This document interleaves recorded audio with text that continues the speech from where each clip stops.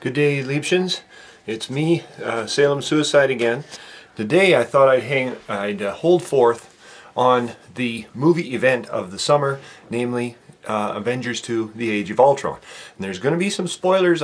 That's unavoidable in a video like this. I do apologize, but watch this movie after you've seen or watch my movie after you've seen their movie. They've got a much bigger budget than I've got anyway. So after I saw the original Avengers movie, I determined that I would be loyal to the franchise. Plus, being a huge Hulk fan, yeah, any chance to see the Hulk at all, I would go to. So that's what I did last night. I went and saw the movie, and I was struck by a number of things. First of all, the characterizations of all the Avengers, really, are a little deeper. Now, Thor and Iron Man and Captain America have had their own series, at least one sequel apiece, so the realization of their characters was possible in those films. However, in a few other cases, such as the Hulk and the Black Widow, who is a supporting character in the Captain America and Iron Man movies anyway, Avengers was really a chance for them to come to the fore, to develop as characters, to show what they could do. And they did that in spades. There have been a few reviews of the Avengers that I've seen that have said that this is a typical sequel, a lot of boom and blast, and while that is there, it has a trait that I have discovered many sequels have had, and that is a more fully realized depiction of some of the characters. Often the sequel, the second movie in a franchise, is better because the actors know how to play their characters. The Hulk, Black Widow, Hawkeye, and the various supporting cast members are much more realized in this film than in any of the others that they've appeared in. I mean, the Hulk franchise, if you will, kind of got off to a slow start with the Edward Norton Hulk. Edward Norton was subsequently replaced by Mark Ruffalo.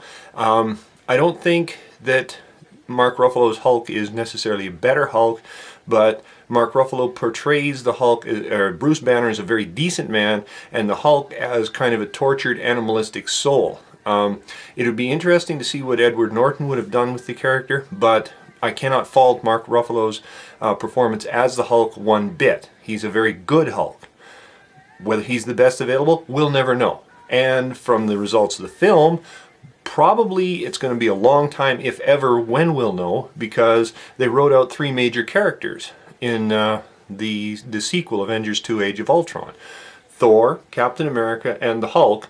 I'd be surprised if they appeared in any further films. I'm hoping, because I'm a tremendous fan, but maybe not, probably not. Okay? The supporting cast really comes into its own in this film. Everybody is in it, basically. The Falcon from Captain America 2, War Machine, the Black Iron Man from Iron Man 2 and 3, Nick Fury. Those sorts of supporting characters really come into their own and make a contribution to the action of this film. Pleasantly so. I knew that those characters, those actors, could really do things. One of the flaws of the X-Files, one of the few flaws, mind you, because the X-Files was very well done, was that the name of the show was the X-Files, not the Mulder and Scully show. They didn't branch out to the various characters as quickly as they could have. This is not a problem with the Avengers. Even in the original, the supporting characters played a tremendous role. So it doesn't rely on the 6 Avengers just to carry the weight, to carry the freight of the entire action. There are other characters involved as well. And especially in this film, in Avengers 2, they get to really strut their stuff. We get some deep background in a few characters, especially Clint Barton, Hawkeye. We get to see his family, what he does when he's not superheroing, when he's not being an agent of S.H.I.E.L.D., that sort of thing. And it's a refreshing change. We get to see what he's all about. And it's nice to add that human element to these various characters. Also, at one point, Tony Stark terms himself and Bruce Banner as mad scientists, and they are two very intelligent fellows. And I don't think that's been a depiction of either character that's appeared a lot. Stan Lee says when he originally created the character of Tony Stark, Iron Man, he wanted to create Howard Hughes, basically, in comic book form.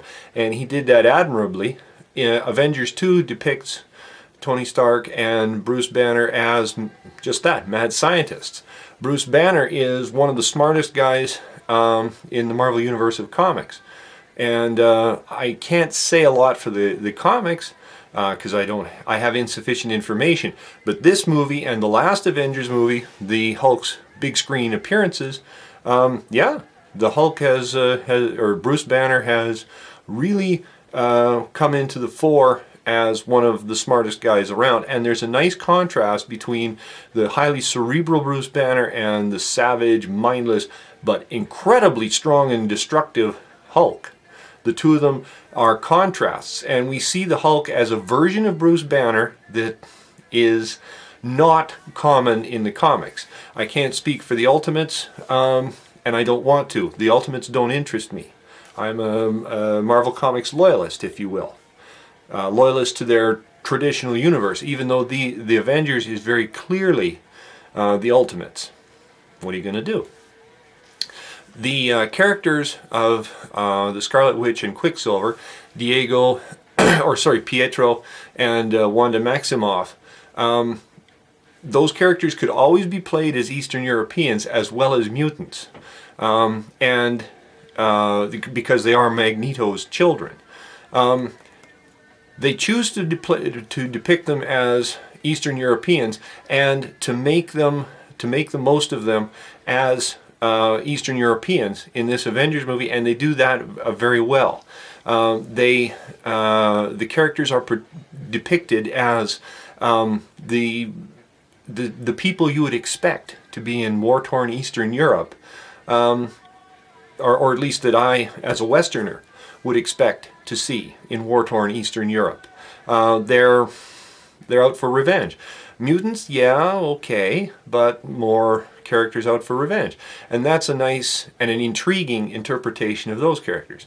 So those are a few of my thoughts on Avengers 2. Notice I've avoided giving any spoilers out, ruining the movie for anyone, other than to say that, oh, and a parting shot, Paul Bettany as the Vision, or at least as the incarnate version of Jarvis called the Vision, looks a lot like Kier Dullea from the 2010-2001 A Space Odyssey movies. So I wonder if I'm the only one that caught that reference, and I kept half expecting the Vision to say, "Open the pod bay doors, Hal," at any moment. So, happy viewing. It's a very enjoyable movie, so I hope my video helps you enjoy it.